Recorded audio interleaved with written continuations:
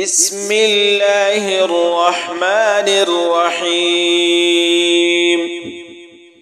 لا أقسم بيوم القيامة ولا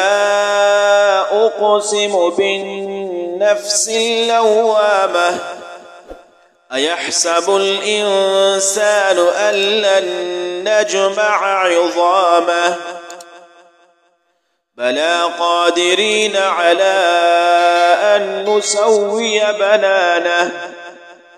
بل يريد الإنسان ليفجر أمامه يسأل أيان يوم القيامة فإذا برق البصر وخسف القمر وجمع الشمس والقمر يقول الإنسان يومئذ أين المفر كلا لا وزر إلى ربك يومئذ المستقر ينبأ الإنسان يومئذ بما قدم وأخر بل الإنسان على نفسه بصيرة ولو ألقى معاذيره لا تحرك به لسانك لتعجل به إن علينا جمعه وقرآنه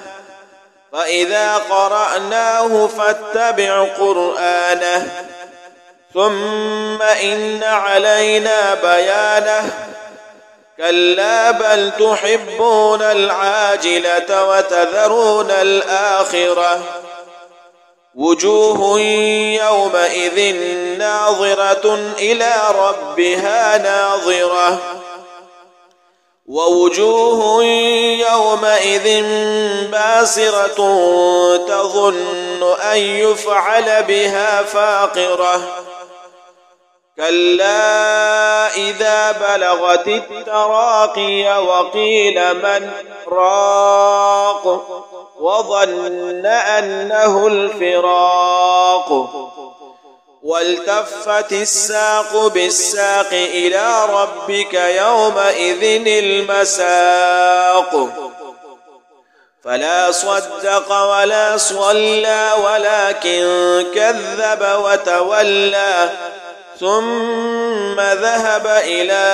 أهله يتمطى أولى لك فأولى